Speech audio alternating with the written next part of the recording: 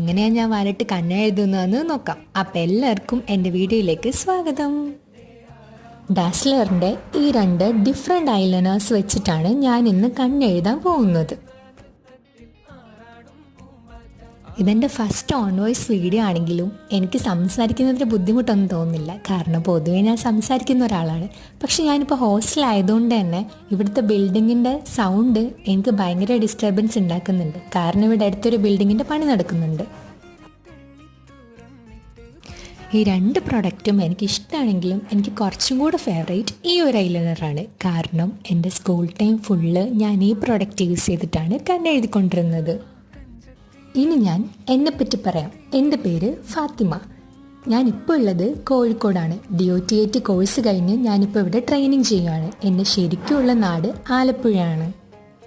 എൻ്റെ വീഡിയോ ഇഷ്ടപ്പെട്ടാൽ സബ്സ്ക്രൈബ് ചെയ്ത് ലൈക്ക് ചെയ്യണേ. താങ്ക്